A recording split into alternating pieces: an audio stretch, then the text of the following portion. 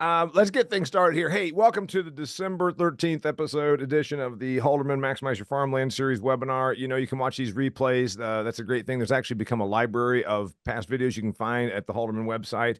We've covered a lot of great topics this year. You know, we had the CPA, the farm CPA on, and we had a state attorney that specialized in agricultural land. We've talked about obviously real estate values, talk about where cash rent is going. We talk about things that you can do to help yourself in your financial position as an investor, owner, farmer, that plays in this space. So it's great information. We come out every quarter. The next one will be in March of 2025. And we're not going to make any exceptions this time. It's going to be valuable information if we don't waste your time. We're going to do 12 things, 12 actions, ideas, topics, and tips you could do in the off season, meaning this winter, to maximize your farmland. Nolan and Emily are going to cover that. 12 things that you can do to make more money, to better manage your real estate asset. We're going to get to that, but first we're going to hear from Howard. It's been a busy season. I get the emails a couple a day about farmland sales that are going on. Howard shared before we hit the record button, before we open the doors. It's been a very busy winter, and all of a sudden, after the election, if we weren't already busy because of the time of year, after the election, it seems that we've created some level of, shall we say, emotional feeding frenzy, where now everybody has some eagerness about the future, or maybe it's just because there's some certainty. Who knows?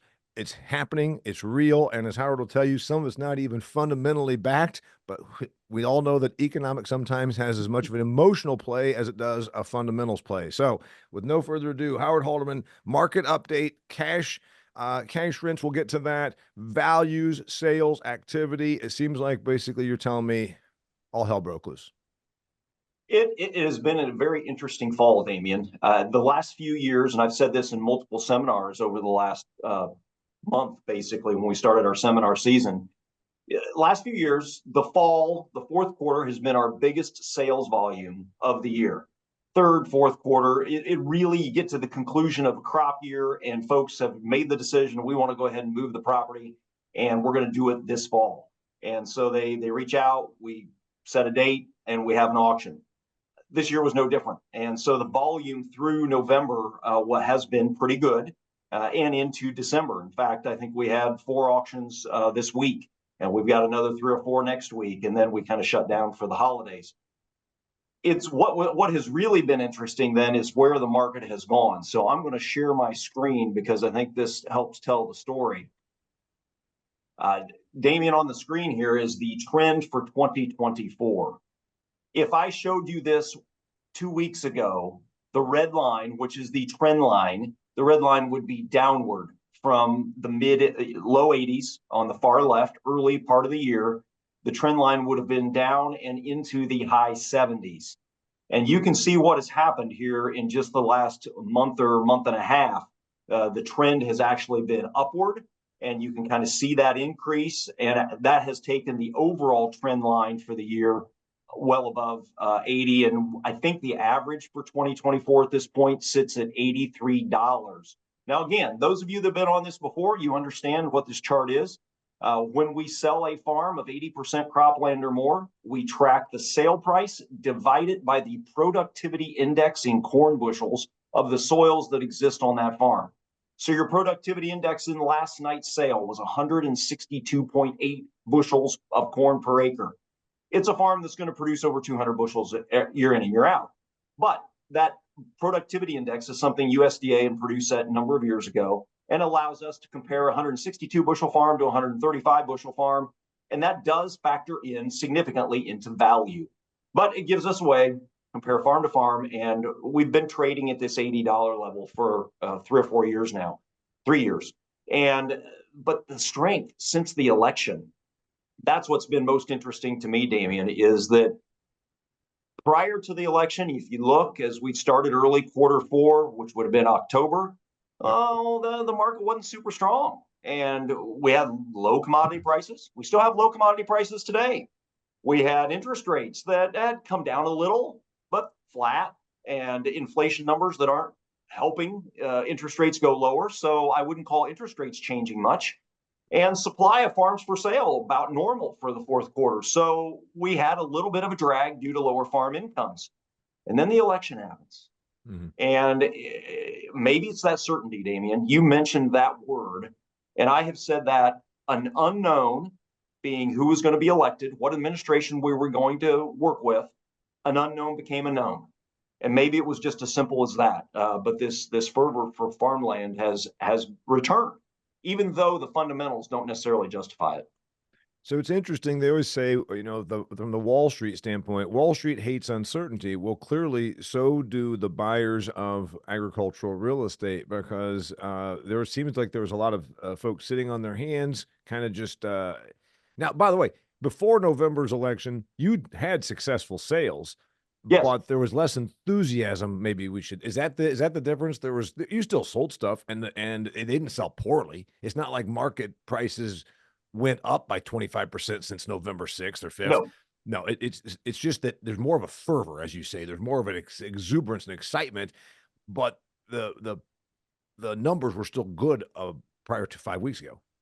Yes, they were still good. You see some down in the 60 range on the low end of this scale. And, every farm's vastly different and unique, and so you get that variability between sales. That's pretty normal. This is over a 2-year time period, so you see that variability. Q3 of 23 was a weak period for us in sales. Almost all the sales were below the trend line, and that was the uncertainty of harvest, the uncertainty of interest rates. And when those became known, fourth quarter last year did very well. And I really think it was the uncertainty of the election and where we were headed for the next 4 years. And once that became known, people were a little more willing. But has the price moved up? No, I don't want to portray that. It's become steady. Instead of maybe a slight decline, it's just more consistently steady. So a Here's number of the people ask annual. me, I want to get to your chart, but a number of people ask me, Howard, and I think a lot of people that are going to watch the replay of this video are going to have the same conclusion. Hey, you're an Indiana guy. How are things doing with ag incomes going down? I say I think they look like they're about steady. That's what I said, but I'm in the game. So when you're asked this, let's say you are in 3 states away, and they say, "Well, hey, how are things? You cover a lot in the Eastern Corn Belt, Mr. Halderman. What do things look like?" And your answer is, in general, steady. Steady. And this chart says it all. Here is the average annual WAPI, dollars per corn bushel of productivity index, for the last 3 years. And 22 was the best year. 22 was the best farm income year, if you look at USDA numbers. And we've come off slightly, like $3 per bushel of productivity index. But 23 and actually now 24 slightly ahead of 23. So steady. That's what this shows. And so if you had land that has been worth $15,000 an acre, it's probably still worth $15,000 an acre today, even though we're looking at markedly lower farm incomes. So what's interesting, can you go back just for a second, just for the fun of Yeah, it? Because I want to kind of throw a big picture here. Um, we've always heard our whole life, farmland is a great hedge against inflation, and we know what inflation pressures we've faced essentially since the beginning of 2020. By mid 2020, that's when the shutdowns and then the distortions of markets change things. In general, the current White House would have tried to tell you that we've got inflation tamed, but if you go to the grocery store, you would certainly not see that. We right. probably could argue that in general, every basket of goods from your automobile to your groceries to your cost of your rent up 30 to 40%. Is that kind of what we're seeing? If you went from 2020 to 24, we're up about 40% in general on WAPI as Exactly. well as on real estate. Yeah, exactly. And I tell people in these seminars, 2021, we saw the market jump overnight. The first half of 21, we traded right at that 50 number, which was the average for 2016 all the way through mid 21. And then you saw the impact of inflation. We had low interest rates, you had improving farm incomes, but farmland went up 40% overnight. That number around 70 for 2021, that's the average of the whole year. The first half of the year was at 50 and the second half at 80. Yeah. And so really since late 21, due to inflation, we jumped 40%. So you're exactly right. And you read some inflation numbers yesterday. I think that hurt the stock market a little bit yesterday. And, we're not out of the woods on inflation yet. And that's probably also another factor in why farmland values are staying steady. Yeah. So the invested money, and then the the next chart you're going to show us here, ag economy barometer. This is one of those things that it's about the emotion. This is about sentiment. This is not about a real actual ledger. This is about sentiment, correct? Correct. And why I wanted to show this chart is it has some things that make sense and it has some things that maybe don't. The scale is 0 to 200. So if I answered this and I said, you know what, I just feel blah about agriculture. I feel very average about agriculture. My score's 100. But if I'm a little bullish, I'm looking ahead and I'm saying I'm willing to buy that new tractor. I'm willing to buy that 80 acres, make future investments. Then I'm going to be something well above 100. And over time, this goes back to 2015. You can kind of see how it's varied. But I want to point the viewers' eyes to two interesting months. November 16. You might notice that we were below 100 in October and we jumped to above 150 in November of 16. You'll look at November of 24. We were at 88 in October and we jumped to 145 in November. Very similar metrics. What happened that was similar in those 2 months? We elected Donald Trump to the presidency in November of 2016 and again in November of 2024.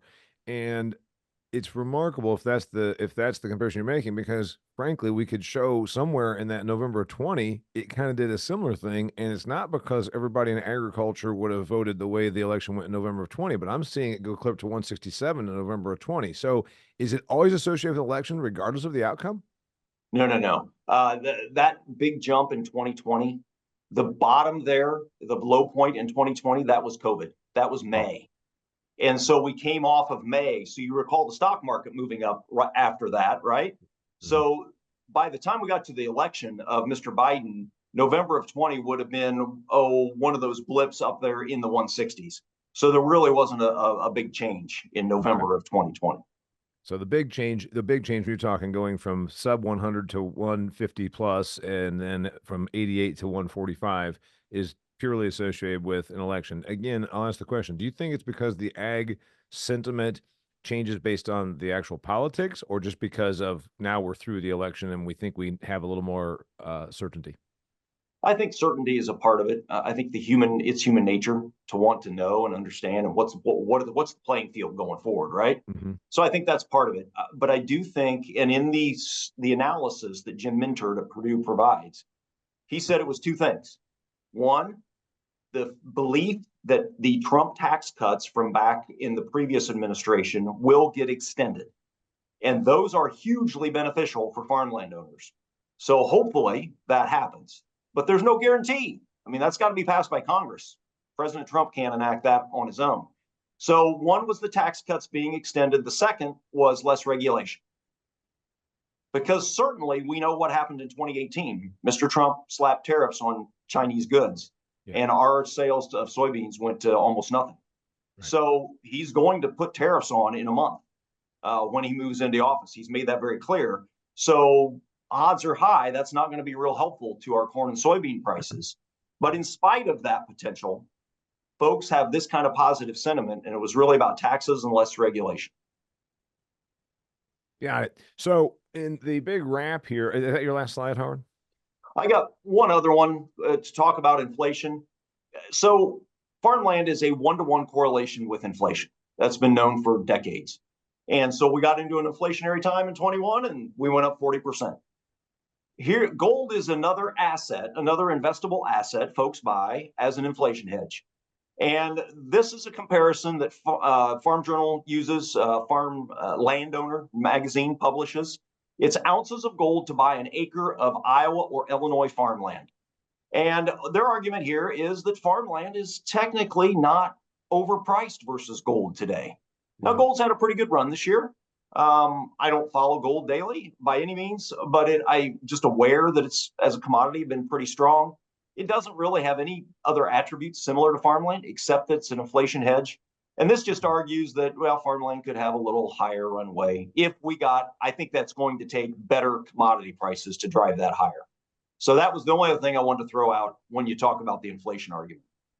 So the point is, yes, land values are up, but if you were going to compare the most people that are on this call, most people in agriculture have never done the gold to farmland comparison. So the answer there is other investments that are viewed as inflation hedges are actually correlating almost identically. That line was almost identical, and also it's down considerably from where it's been historically. Yes. Uh, Anecdotal stuff then, when you're out there and you guys are beating the street on all these auctions this time of year, obviously you've got the sentiment, you've got the buzz, you've got the post-election fervor, you've got that. What's the look ahead? If someone said, "Hey, you're going to be at a cocktail, you're going to be at a holiday party here coming up in the next couple of weeks, Howard, I got $1 million I'm sitting on. Should I buy some farm ground?" There's going to be that kind of talk. What's 2025 hold? What about these tariffs? What about 2026? And of course, this is crystal ball kind of thing. And I know that you don't even like being put on the spot, but you must have some answer for all the people you're going to bump into at your various holiday functions. Well, I think one needs to keep an awareness that South America right now is producing a pretty good crop. And if you combine a decent South American crop with tariffs that cause China to buy less than they already are, of our commodities, one can make an argument for lower corn and soybean prices, or corn and soybean prices remaining at the levels they are today, which is below the break-even price. Our cash rents for next year, flat, steady. And most folks, I know Purdue did their ag barometers, they asked that question back in August, and 72% we said we expect cash rents to be steady for 25. Yep. So we're looking at rents being steady. We're looking at costs still remaining fairly high. If we remain at below break-even commodity prices, yeah, I could think we get to March, April, May, there might be a little bit of a 5-10% downtick in farmland values. Now, that's all weather dependent and weather around the globe. It's not just here in the U.S. But that's where the potential for the downslope might be. And if the tariffs really help create that kind of negative. Now, if he does a market facilitation payment like he did the last time, that as an offset, maybe that changes the income perspective. There is a bill in Congress right now that calls for moving some of the infrastructure bill or the environmental funds, conservation funds, moving those to as emergency support for row crop farmers. That additional cash can help offset that. So it'll be kind of interesting to see how all that plays out. But one can make a bearish argument as we look into 25. I can't make a super bullish argument unless we were to get into a real weather problem. So, by the way, listener and person that's watching the recording of this, in the March Maximize Your Farmland series webinar, we're going to address Farm Bill, if we have one, and then also the legislation that Howard just spoke of. That's the one you're calling Farm Act. It's been introduced and kicked around. It's called the Farm Act, but it's not been resolved or enacted. So it's kind of like it's a ball in the air, and that's about what it is, right? Yeah, it's been debated whether they include it with the CR, the continuing resolution that they need to pass for the budget. Yeah. And if they attach it to that, there could be some payments come out of that. But that's being debated as to whether or not the Republicans in the House will allow the conservation funding to be moved over. Yeah, so it's been tossed around now for at least a month, and it hasn't. We don't have any final on that. So the point is, farmland, to Howard's point, if tariffs go into effect, the last time we saw it, one of those years, I believe it was the year 2019, $51 billion of federal money was tossed at the ag sector, which is like 1/3 of farm income. So you're talking about do we want it? Do we like that? Do we enjoy subsidies? Not necessarily, but it certainly does it changes a lot of root level economics at land sales and you said equipment sales and farmer solvency. Any final conclusions on that? Cash rents are steady for 2025. You think land values are going to be steady? We could see a little bit if there's a little bit of pain in the marketplace, there could be some give, and we'll know more after we get through the early winter selling season. Is that what I'm hearing? Exactly. Yeah, I think the Western Corn Belt said they thought they were off 5 to 10% in 2024. They didn't have quite the yields that we did in 23. So their farm incomes were already a little bit lower and a little bit of a pullback. That's what I would expect if we continue to look at lower commodity prices in the next year. Last thought on that. So Western Corn Belt down 5 to 10, Eastern Corn Belt holding about steady to down just a Correct. Just a tick, maybe. Okay. Maybe just a tick. You were just at the U.S. Farm Managers and Real Estate Appraisers conference. You're big on that. So that was just a month ago. That was earlier this month.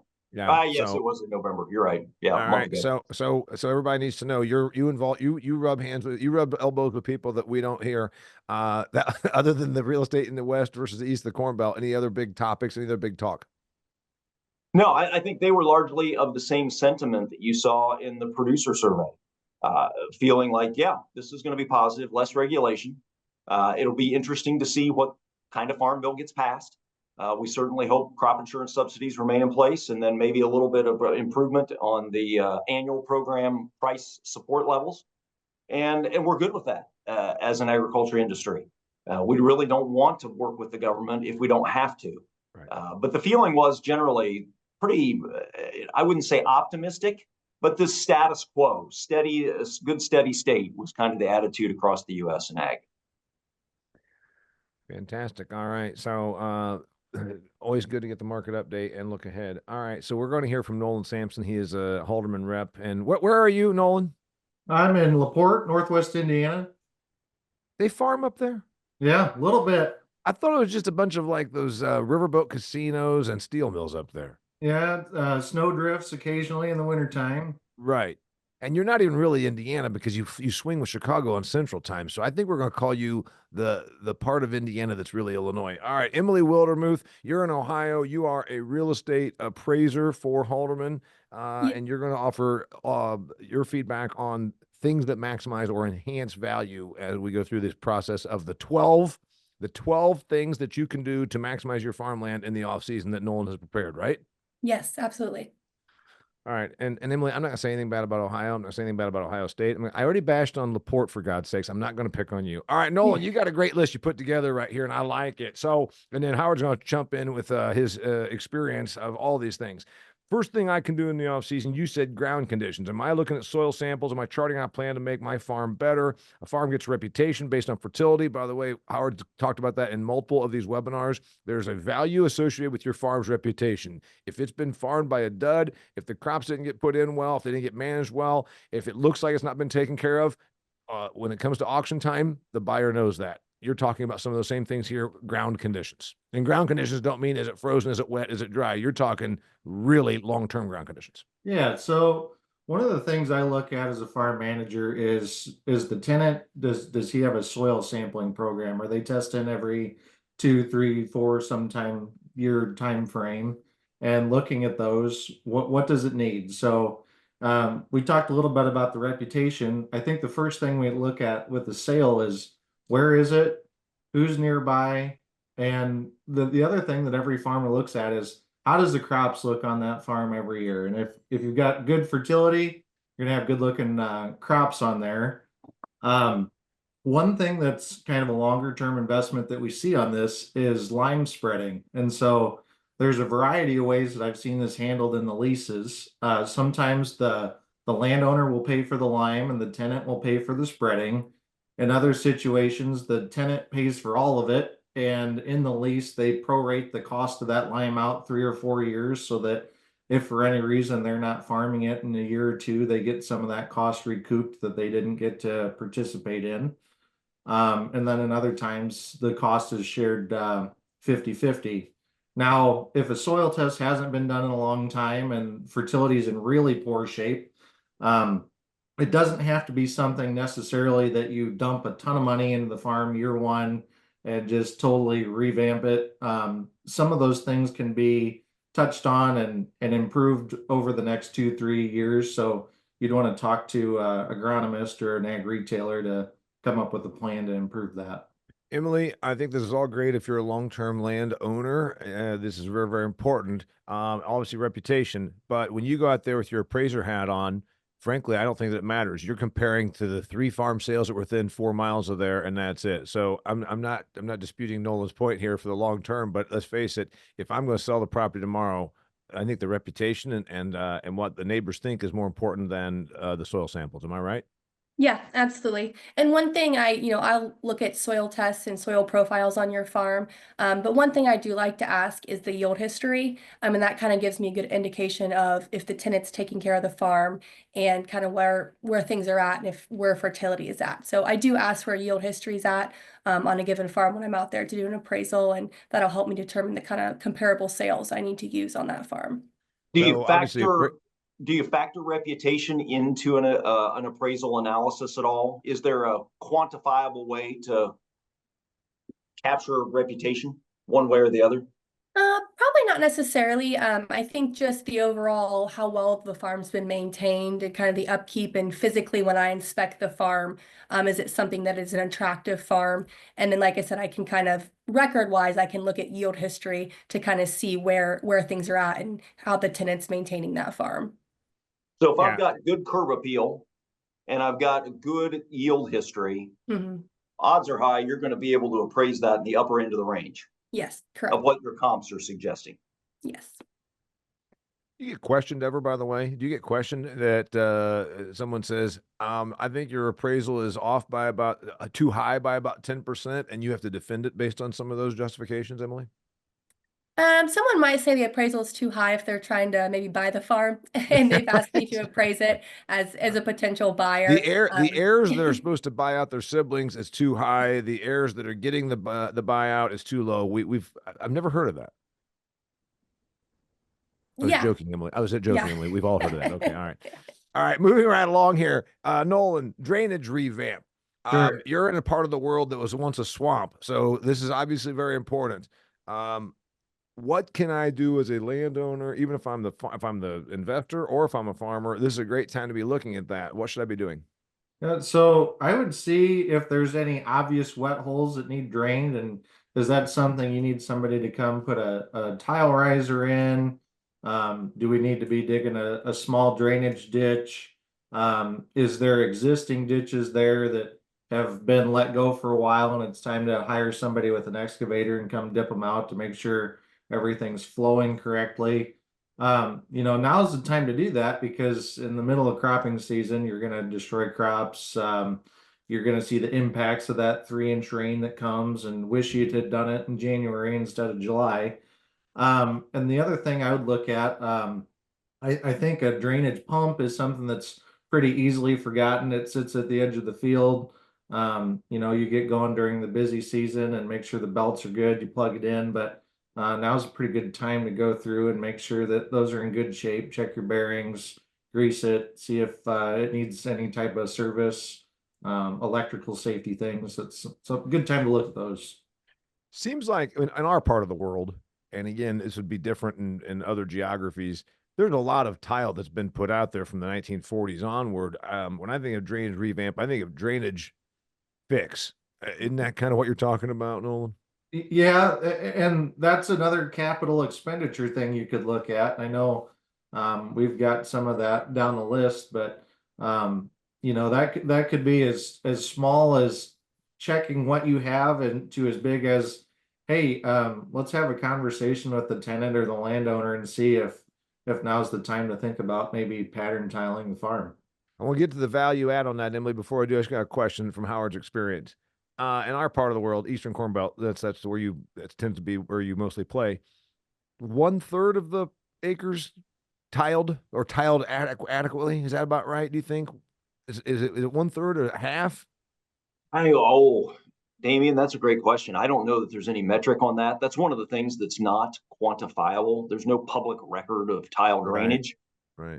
But just driving around and what you see, I'd say probably 1/3 is what I would call well drained. And then you've got another third that has drainage, but it may not be certainly perfect. And then you've got the other third that is limited on drainage. But the pattern tiling, that's called putting a strip of tile, a piece of tile in every 40 feet, 50 feet, depending on the soil type. That's not something Nolan's going to often do up in his neck of the woods because his soils tend to be different and more sandy. So they get pretty good drainage. What he's talking about is getting water off due to the high water table in the swamp that you referenced up there in the Kankakee River Valley.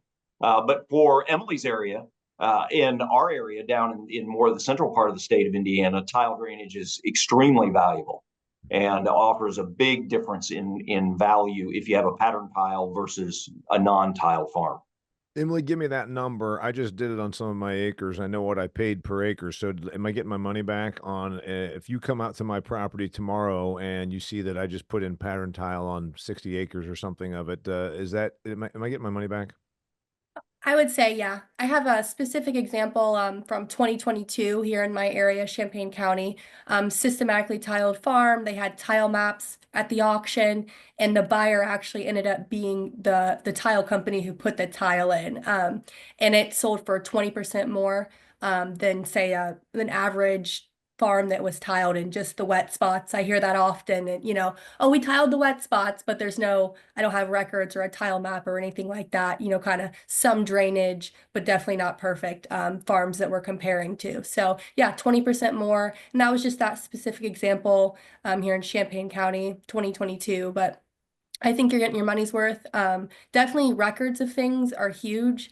I can go out to your farm and you can tell me it's tiled in XYZ place, but if you've got a tile map, that's extremely invaluable to me as an appraiser. There's a Champaign County, Ohio. Yeah, Do the people in Illinois know that you stole their name? I don't know. All right.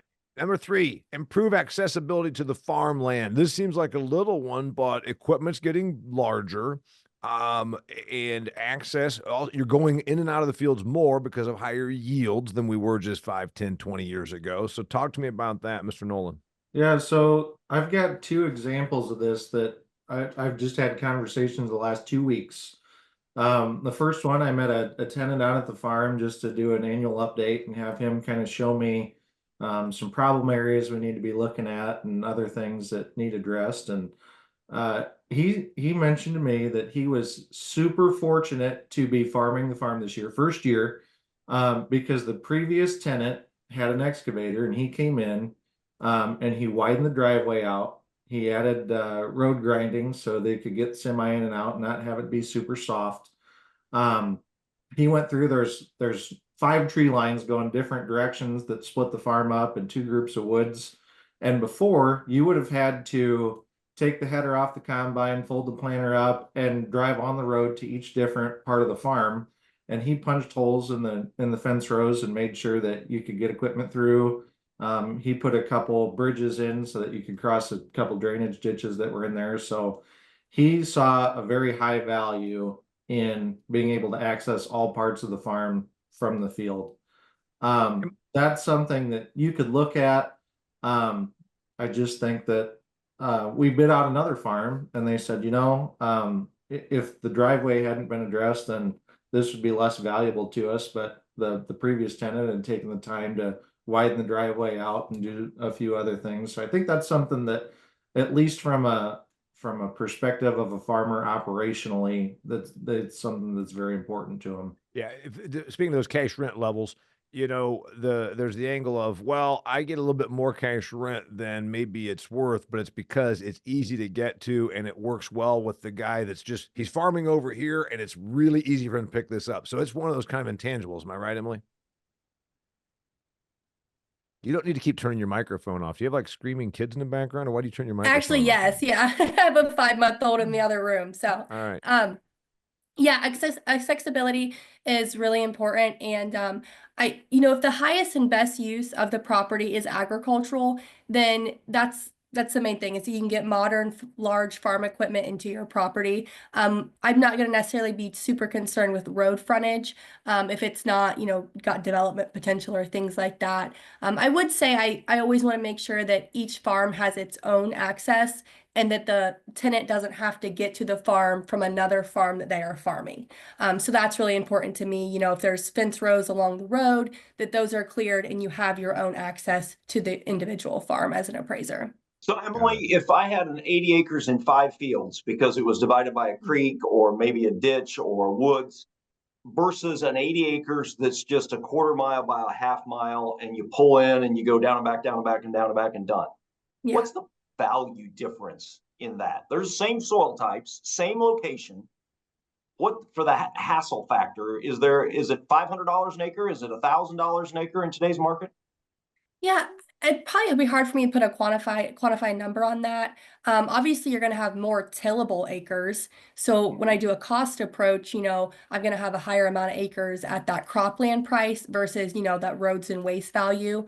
I a lot of times value roads and waste at 0. So it's going to bring your value down just by a per tillable, how many tillable acres are on that farm. And then comp wise, I'm always looking for similar shaped farms. So if your farm is in, 5 different little fields, then I'm going to look for comps that are similar to that. And I'm not going to compare it to a nice square 80-acre field that's all tillable. And odds are high your rent is going to be less on the Hassel farm. Yeah. Yeah. And so when you do your income approach, that's going to come up with a lesser value, because if it rents for 300 instead of 350 because it's Yeah. a hassle to farm, that comes back in your income approach to value, right? Yeah, absolutely. So we're geeking out over here on appraisals, Nolan. I wanted to get to your list, but while they're geeking out on appraisal, I think we should go ahead, for the person that's watching the recording, the 3 methodologies, Emily, of determining appraised value. We said cost approach, we said income approach, and the third one is comp approach, comparables, right? Mm-hmm. Yeah, I sales don't even have my comparison. appraiser's license. Anyway, since we're on this and we're geeking out a little bit, since this is the Maximize Your Farmland series, give me a sentence on each of those and why the person watching this can learn, oh, I wondered what my farm was worth. Most people go to the coffee shop and do the comparable approach. Mm-hmm. Farm down the road sold for this, but is it really comparable? Again, Howard just gave an 80-acre and an 80-acre that are night and day different. Mm-hmm. One of them's got a creek going through it. It takes fold up your equipment 5 times. Most people think they're doing a comparable approach, but they're not really doing like comparables. So go ahead and just give a sentence on each of those, please. Yeah, so the sales comparison approach, like Howard said, it's the farm down the street and what it sold for. That's what we rely mostly on, to be honest with you. But as appraisers, we're required to do all 3 approaches. So the cost approach is taking a look at each individual land type. So your tillable acres, your woodland acres, any pasture, waterways. So again, if your farm has a lot of woods or roads and waste, then we're kind of valuing those acres differently than we would a cropland acre on your farm. Cost approach also takes into consideration buildings, what it would cost to build those buildings, and then if there's any depreciation that has been applied to those buildings. And then the income approach, we use that as a, hey, what can we rent your farm for at a market value? What your return would be on the farm? What are expenses on your farm? Taxes, maintenance. There's another example there. If you've got a lot of fence rows and things, then your maintenance expense might be higher than a square 80 that's all tillable. So we take that into consideration in the income approach and determine how that translates then into a value by applying a cap rate. And those cap rates we find from other market sales in the area. And for the person that's not financially oriented, cap rate essentially means almost like an interest rate that you want on your return, correct? Yeah. Your return on investment. Yep. There we go. Remember, Emily, not everybody's an appraiser here, so we're trying to make sure we're Maximize Your Farmland series is an educational platform. All right, fantastic. USDA, Nolan, I'm a landowner. Why do I care about the USDA? What do I need to be doing this time in the off season? So there's a lot of different programs that the government has to help landowners, help farmers, and it can vary county by county, watershed by watershed, state by state. So my advice is to go into your local office or give them a call. There's a lot of people there that are eager to help. They get to sit in their cubicle all day. So I think any human interaction they get is exciting. I've got a friend that farms in Southwest Michigan, and the cost sharing programs that they have are unbelievable up there. They were able to upgrade a grain dryer, and the government helped with some of that because of an efficiency program. I've heard of guys being able to redo a livestock feed yard because they did a different manure handling system. So a lot of government dollars available out there, and best advice I have is just to meet with those people. Yeah, you gave 2 examples. One, manure management. You gave the other one on upgrade on energy. I've actually seen some of these, meaning like putting in a new system. You're saying, man, it cost me $200,000 to put in the system. Yeah, but you also got 100 of that upgrade paid for because of reduction of electricity and that kind of things that you're talking about, some grants on those things. Yeah, and another one I've just recently heard of, guys were needing to re-nozzle an irrigation system, and through some sort of efficiency program, they covered part of the cost on re-nozzling the system. So a lot of good things to take advantage of. And there's also equip, which sometimes if it's erodible or highly sensitive land, you can get some equip money. Am I right on that? And there's certain parameters, like you have to put in wasp cobs or put in some cover crop or agree to some terms, but there's some programs for those things. Yes. Yep. I mean, I participated in one at one point, and I got my wascobs and tile paid for, but I had to agree to put it in alfalfa for 5 years because of some erodibility index. Anything on that, Emily? Yeah, things, CRP programs, conservation reserve programs, that'll help your income approach if you've got a certain payment per dollar on waterways or, different areas on your farm, kind of bring some value in the income approach through those programs. Got it. Landlord and tenant relations. You've got a neat story here. I like that. Nolan, you know what I like? You brought actual anecdotes and examples. You worked with a farmer yesterday, and he's got an Yep. interesting story. He's been farming a piece of ground for 30 years. And Never met the landowner. Never met him. Never had a conversation with him. His dad was farming the farm when their parents were, and the relationship just kind of continued. We didn't get into the details on how he decided how much rent to send him or anything, but he said that he's never met or talked to him, just farming it. And yeah, I don't know how that works. Sounds like they might need a farm manager to keep an eye on things. I'm just gonna put a plug in there, but that's an example. I also just redid a lease for somebody. It was 25 years old. It was a share farm lease, so those are pretty evergreen, but the entities had changed and it was time just to take a look at some of those odds and ends. So we updated that.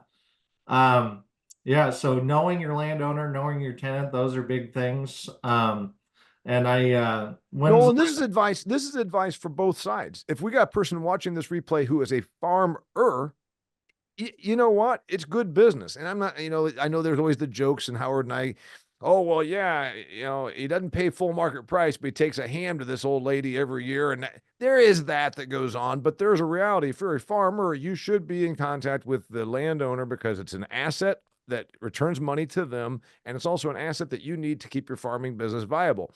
Do you have a call with your retirement funds manager? Do you have a call with your banker? Of course you do. So this is valuable also for the landowner.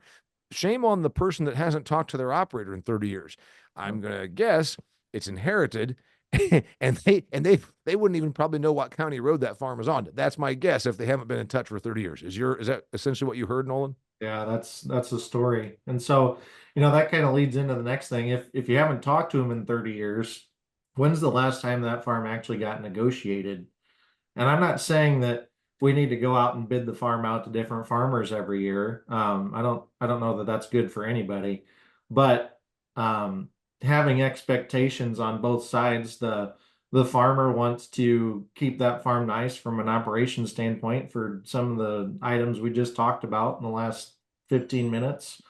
And the landowner, I'm sure, wants to know that they're receiving a fair rent. So if you can have that annual meeting or semi-annual meeting and talk to your landlord or tenant and just make sure that each side has expectations that are getting met, I think that makes it nice for everybody.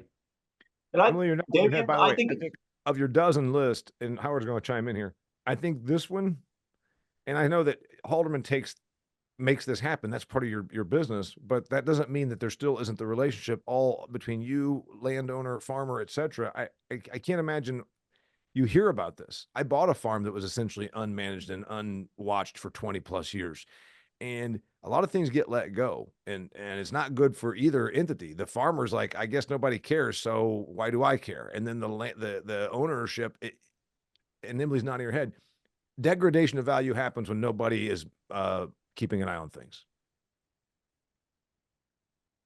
Yeah, I think, Damian, really what I would recommend is this time of year, it's a great time to have a call, and we can do it on this platform right here, Zoom.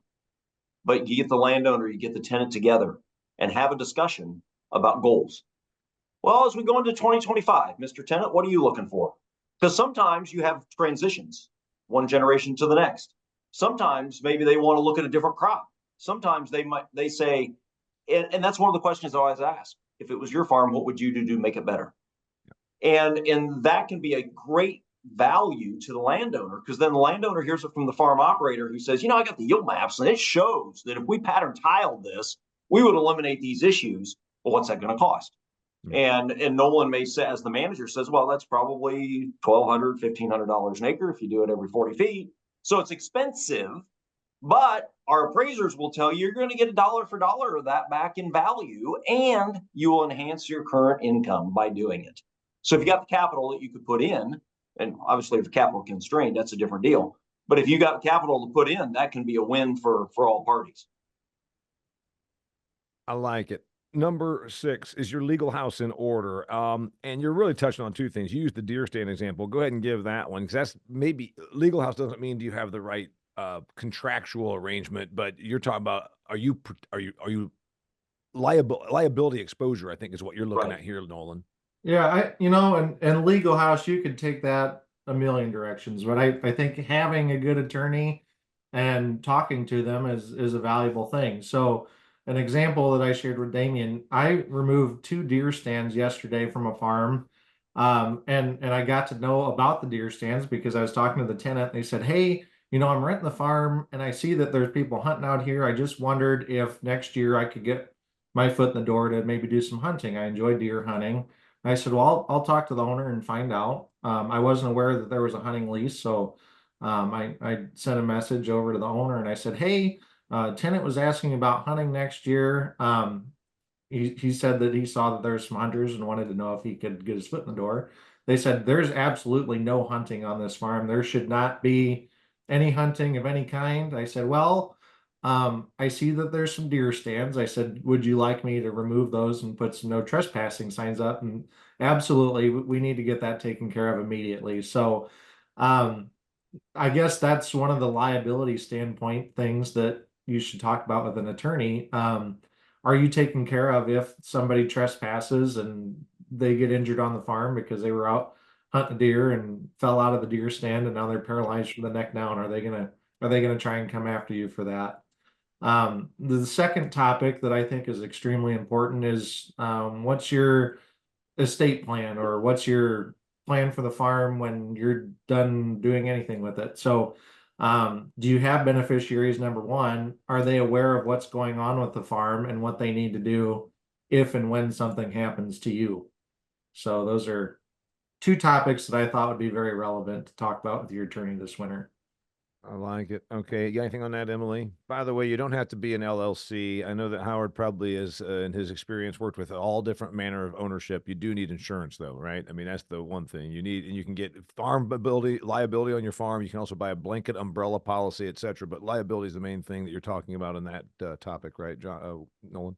Yep. And I keep coming up with examples after working through things this fall of tenants and owners. And I actually just got a request to get insurance certificate updated on file. Looked at the certificate and they didn't even have the correct operation listed on the certificate. So Right. the tenant that got the insurance through his agent wasn't covered under that policy because the agent had a typo and it was covering another farm. So it's a good thing to keep track of. So it's a great point, Damien. We offer a comprehensive liability insurance program. Halderman doesn't make anything off of this. It's a pass through, but it's an insurance contract with Halderman Farm Management, and then all of our landowners are sub-insured underneath us, if they wish to be. If they want to have their own deal, that's up to them. But every farm should have a liability package. In addition, then you've got to have appropriate building coverage. And that should cover the landowner from those sorts of things. Our lease then requires, and this is, Nolan didn't mention getting a written lease, but if you are a landowner tenant, you don't have a written lease, you need to have one to protect both parties, and it designates who's liable for what in that lease. And so that written lease is a key element as well. Fantastic. Moving on. What changes are you going to make? Stagnation or slow death? This is a quick one and an easy one, I think. But the point is, when Howard just talked about, you know what, we facilitate communication between the landowner and the tenant because we think it's the right thing to do. But also, it's a passive investment, but it's not like a CD. And I think that's what you're talking about here. Land ownership involves a little bit more management. Sure. And conversations between the landowner and the tenant is one aspect, and conversations amongst the family. I've got several farms that are owned by siblings, cousins. Maybe there's 6 to 12 to 20 different members of the corporation that all need to kind of get together and plan the direction of the farm. So part of your conversations that you need to have this winter action item should be a plan for the farm. Maybe you have a 1, 3, 5, 10-year plan of some kind, and you have a general direction in which you're going.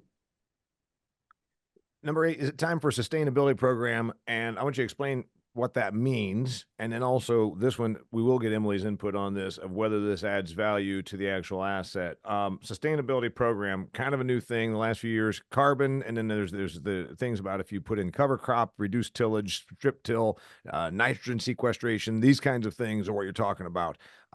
In the off season, you think especially the farmer should be looking at this, because if you're going to be at break even prices, to Howard's point, or even a touch below, if you get a chance to make 30, 40 bucks an acre, that could be your margin.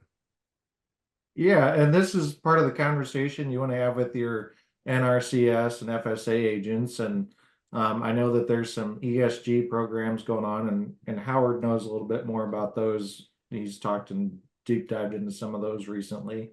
I don't know, Howard, if you've got feedback. Yeah, I think, Damien, where we're going with that is if I'm an operator or a landowner and I wish to have more sustainable practices on my farm, at the end of the day, our goal is to maximize your current income, but also improve the value of your farm over time. Right. And so if I look at reduced tillage, if I looked at no-till, if I looked at cover crops, if I put in grass waterways, those are all things that Emily can tell us whether that adds value.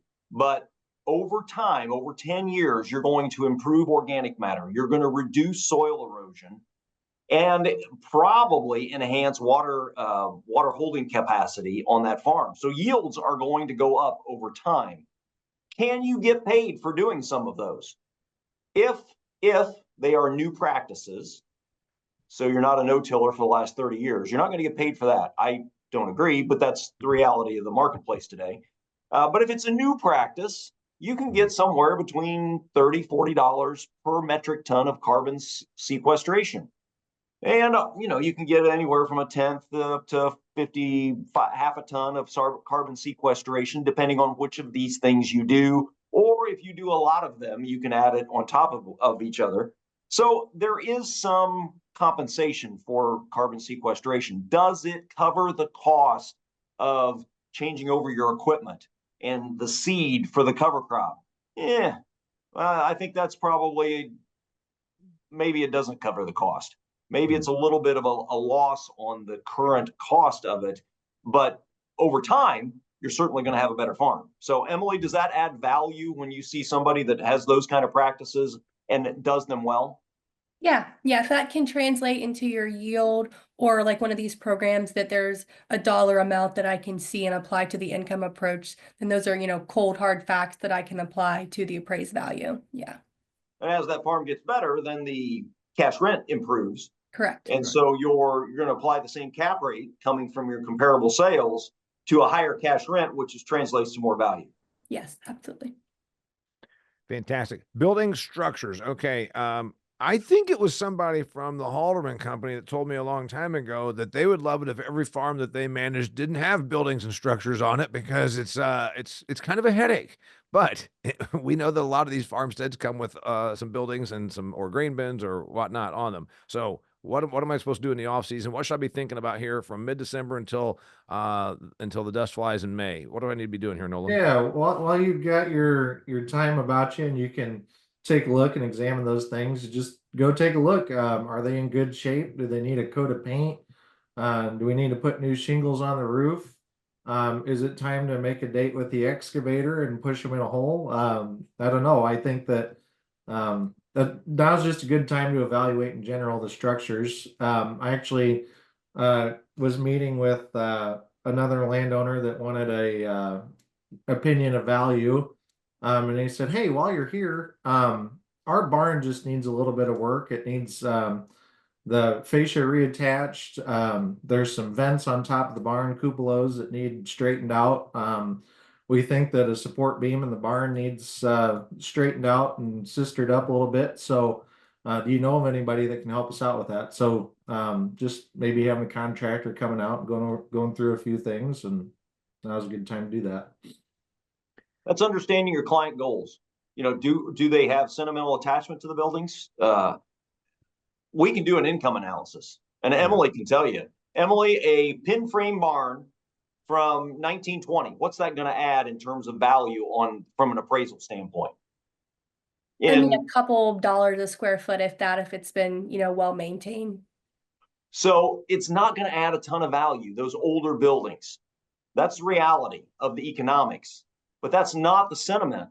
And so sometimes sentimental attachment says, no, I remember playing in that barn. I remember. Yeah, don't. I mean, I went out there and walked with Grandpa when we had cattle, and by golly, that barn's going to stand. So there's the emotional part of it, and there's the actual investment part of it. Now there are some buildings that you get a little bit of a premium. If it's a 30-year-old Morton steel building that the tenant does stick his grain cart and 4 other pieces of equipment in, there's some return on that from an investment standpoint still, yes? Yeah, and from an appraisal standpoint, I look at the utility of buildings and how functionable it is. So yeah, a pole building that someone can park a combine or a semi in a grain cart in, then those are important and valuable. An old hog finishing house from the 70s, that's not the typical way to raise hogs anymore. There's not going to be any value in a building like that. So is it functional, and what's the utility for today in today's ag space with the buildings? Residences, grain storage, and tool storage that fits today's equipment. Those add and can add significant value to a farm. Yep. Got it. Capital expenditures. What are we talking about here, Nolan? What are we talking about? Hey, wait. I'm a landowner, and we all know I'm a landowner. I don't want to be spending any money out there. I mean, it's Christmas time. I got to buy gifts. Come on, man. You're trying to make me go out and spend money. What do I need to spend? Where should I spend money smartly? Well, I think that is something that you could talk about with your accountant. You need to spend some money. And if you do, how can we spend that money effectively to improve the farm? So we might be looking at, okay, these fence rows are 100 feet wide now. It's getting pretty hard. They're eating into the field, scratching the combine when the tenant drives by. Do we need irrigation? It's a sandy field. It's been dry the last couple of years. Can we add an irrigation system? Can we optimize existing irrigation? Is it time to install the tile like we talked about earlier? Can we, instead of maybe removing a fence row, if that cost is too high, you got a $50,000 excavator bill to tear it down. Can we spend 5 to 10 to have somebody come in and trim the brush back so that it's less of a hindrance to the farming operation? That's general maintenance that I would say good time to look at right now. I think, Damian, this could be a goals discussion, like we talked about earlier. Do you have the capability, the capital to put into the farm? If so, how would you like it to be improved? Because some folks might say, I don't want to tear out that fence row because I do pheasant hunting, and that's important to me, right? And so we have that goals discussion. What do you want to accomplish on the farm? Because certainly we can show that all these add value. And Emily can document in her appraisals that they add value. They're costly. They're not cheap. So that's the balancing act. And we can show a higher return on investment for installing tile. But if you don't have the capital, that's irrelevant. And if you don't want to tear out the fence row because you do bird hunting, that's another good reason to keep it. Yeah, and by the way, remember, investors are people too, and this person, like you said, it could be an emotional attachment. They go back and they see the old barn, and they also want to shoot birds, and yeah, their goal is different than the operator, but that doesn't mean they can't still coexist very mutually happily, right? It's exactly, and at the end of the day, it's your farm, it's the landowner's farm, it's not ours. We make recommendations as to how we would best manage it, how we would maximize their profits. It's up to them what they want to do.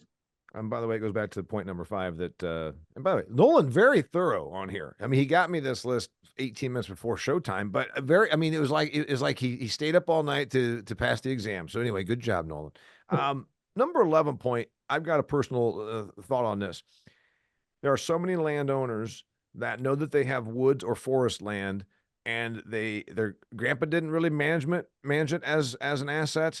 He probably threw cows out there or put hogs in it. It's probably, I think, one of the least managed assets because it doesn't spin off $300 cash rent, so they don't really think of it as an asset. So help me in the off season. If I have some timberland on my property, what should I do? Yeah, so this is actually something we're going through with a farm that I manage right now. There's two groups of woods on the farm, and the tenant actually got the letter in the mail that said, "Hey, we're looking for timber to buy. Give us a call." And so he thought, we've had this discussion with owners in years past. Maybe I should give this guy a call and see what he has to say. So they called, and the buyer came out and walked the woods, and the tenant said, "Hey, could you give me two prices? Give me a price on the ideal harvestable timber, and give me a price to clear the whole thing and take anything you can use." He came back, gave us prices for both, and the owners were just floored at the amount that they got offered, because they had looked into it the last probably 10 years, a couple different times, and the price was low enough that it wasn't really worth doing, and they didn't want to go through the headache hassle. But now, really high price, commodity prices stink. So that was kind of a nice bright spot in the rather dreary outlook. And so we decided to move forward with it. So I would talk to, if you've got a woodland asset, talk to a forester that can come out and help you manage that, maybe clean it up the way it needs to.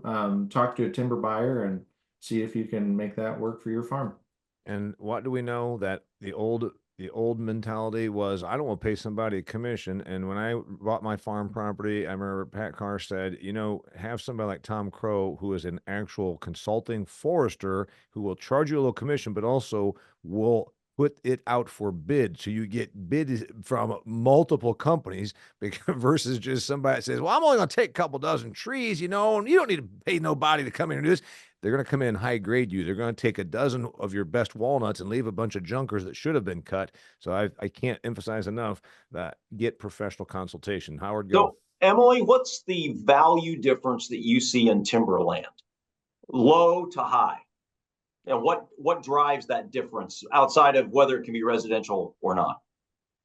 Yeah, obviously the timber value, I mean, and that's not my area of expertise, but if you're offering a farm for sale and you've had the report and you've had someone come out and can have a dollar amount that this is what the farm is worth, or the field, the woods has in it, that's going to bring a huge value.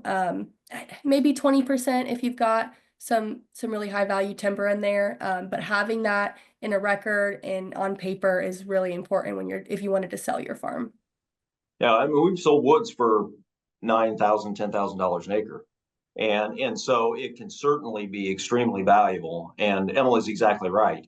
Having that timber report and saying, here's what's out there, Mr. Buyer. Yep. If you're interested, this is the value you can capture if you wish to, in the way Nolan described. Yeah. And again, a consulting forester can do these things, and the idea that they're going to charge you a little bit and you think you're saving money by not employing them is usually foolish, has been my observation and experience. And Nolan's nodding his head. Exactly. Yeah, I've seen 100% different in bids. Right, exactly. Number 12, our last one. Who's your professional team? This is a big one. It's wintertime. It's not the crush time for farmers. A farmer should be doing this. A landowner should be doing this. Frankly, any business-minded person should be doing this. Professional team. What are you talking about, Nolan?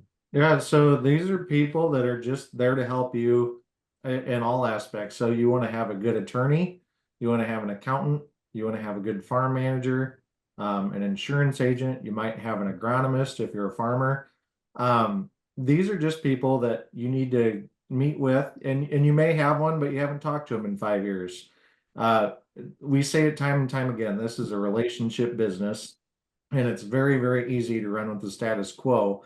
But just going through the motions this fall with my clients, it's just a good idea to go over all your policies, your plans, your documents, make sure that everything's up to date, because there are little things that might have gotten missed the last time you got together.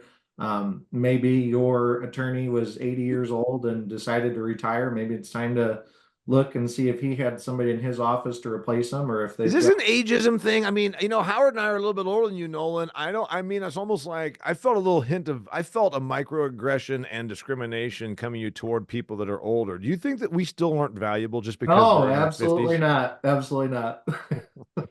It's good to make sure that you have your team identified, up to date, met with them so that when the what if happens, you're ready to go. Yeah, and by the way, the kind of things you're talking about, again, leases, liability is a big one. What else am I looking at? What else should I be thinking in my off season here? Yeah, Let me your profitability, talk to your accountant. Talk to you if you've got a financial planner, talk to your financial planner. If you're looking at retirement, passing it to the next generation, what's the best strategy to pass it down so that capital gains taxes are minimized? How can we pass this to the next generation? And that's Howard, not an ism thing. That's just something that's Howard popped in. probably has a list of experiences here. How many times in your 40 almost year career have you had it where you a client or a new client comes to you and, oh, I didn't know or I didn't do, like, in other words, an ounce of prevention, something that they could have handled or should have handled 1 or 2 years ago, and now the estate's a mess. They're legally, it costs them money. This is I'm sure you've seen experiences where somebody not tending to the stuff today, accounting wise, insurance wise, legal wise, you know, it costs them tens of thousands of dollars, not to mention headache. exactly. And it is a pound of prevention, is hugely valuable because it's going to prevent all these different problems that could exacerbate in the future. The biggest one is transition and succession planning. Yeah. Because it's not just dollars, it can be a lot of heartache. And you end up with folks that damage relationships because maybe mom and dad could have helped out by doing some estate planning differently. And how many times do you see it where there's 5 kids and one farms it and the other 4 don't? And what is fair in that gifting situation may not be equal. Equitable. And Emily comes in and she's the appraiser and she divides it in, here's $1 million and it's 200,000 each. Well, that's not always fair for each of the clients then. So that's I think one area that most folks need to concentrate on. And if the Trump tax cuts expire at the end of next year, 12 months from now, then it becomes real. Because if I own 1,000 acres in my name and it's worth 15,000 an acre, that's $15 million. Yeah. That's taxable under the current exemption, let alone it's going to be significantly taxable if we get a reduction back to $7 million per person. Yeah. So the estate planning aspect is very valuable as well. Estate planning, the attorney, and as you said, if you've been in this racket for any time at all, the people that are afraid of confrontation or whatever it is that end up they leave a bomb between sisters and brothers and between parents and uncles and whatever. And so that one, accountant, attorney, farm manager, insurance agent. The point is you've got time. This is when you should be handling your business. Anything else on that, Nolan? Your final point? I don't think so. I think just generally staying up to date on that. It's a great time to have meetings and make sure if they're trying to sell you something, have them buy lunch. I'm worried about your frugality has moved into that, like those people that are like hoarders. You're like a hoarder about cheapness. You're buying store brand cola and also making sure that before you do business with anybody, they buy you lunch. Emily, tell me that you've got some final point here that's not just about being cheap. Overall, just, keeping your farm well maintained and keeping records of things is going to be really important to me. If I come out to your farm and you've got XYZ and you've said you've spent this many dollars and I can see it, then that's going to be really important to me and really helpful. And a couple of things you talked about documentation wise was if I've done improvements, be able to verify the improvements. And if I do have woodland and I do have an assessment from a consulting forester, or if I'm going to sell, then I get that. Mapping of drainage, et cetera. You talked about that. And any other last things there? I guess from a value standpoint, yield maps. Thank you. Cool. Howard, put the wrap up on this. Those are 12 things that you would hire anybody that consults with you to be doing in the off season. Put your Christmas bow on it. It, as I said earlier, when we manage a farm property, we want to accomplish two things. One, maximize your current income so you can buy more Santa hats like yours. We want to maximize that current income, but at the same time, we don't want to do it to the detriment of the value appreciation over time. And so all of these items are about long-term value appreciation. And it's not just about what you might sell it for or how you transition it to the next generation. If it improves in value over time, your income will also improve. And I know it's really hard for Emily or any appraiser to quantify reputation, but we see it all the time. That well-maintained farm, the one that somebody says, hey, every time I've driven by, it's had a great crop on it. Yeah. It's just going to sell for more. And so it's going to rent for more.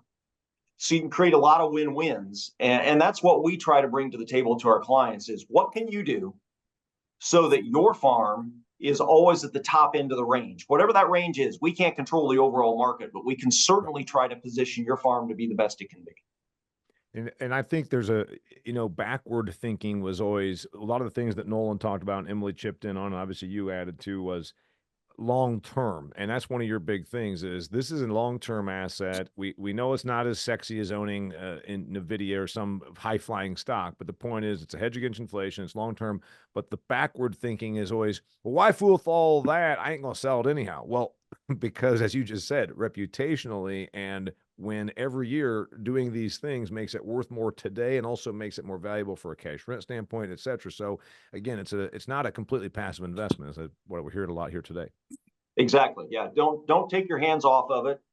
Companies like ours exist so that you can take your hands off. But we can do that kind of work for you. And in a meeting a year, talking about goals and what you want to accomplish, we can execute after that.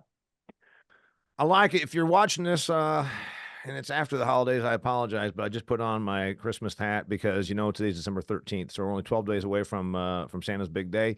Merry Christmas to you, and we really want you to have a great year. This is the Halderman Maximize Your Farmland series. It's a great source of information. Share it with somebody who can benefit from it because there's really good information here. If you are a farmer, if you're a farmland owner, if you aspire to be a farmland owner, whatever, there's information here that you can apply, and information is power. Always remember that. Nolan Sampson. By the way, if you want to employ Nolan, it just takes a handshake, and you got to buy him lunch. So the kid obviously works for lunch. Emily came at us in between her 5-month-old baby duties, and also Howard Halderman, you call yourself the CEO or president of Halderman Farm Management Real Estate? I am president, CEO, and owner. So any of those things. All three of them. Anyway, until next time, we're going to do this again in March. We hope that we can talk about Farm Bill and potential legislation like the Farm Act, and we're going to know probably a lot. So we're not sure who our expert's going to be, but we're going to dial that in. Very likely we'll be talking about the political environment, not from a argumentative standpoint, but from how it impacts you in the business of agriculture. We'll have an expert probably on, and we'll determine exactly how we can do it. But I think Farm Bill, farm legislation, by then we might have some stuff going on with the whole new political environment. So I think that's what we're going to cover, and they'll keep you posted on when that's going to happen in March. So next time, thanks for being here. Share this with somebody that can join it. And by the way, again, happy holidays. Thanks for having me on here. This is a great one. Thanks a lot for putting the topic together, Emily and Nolan. And thank you, Howard. Thanks. Merry Christmas, everyone.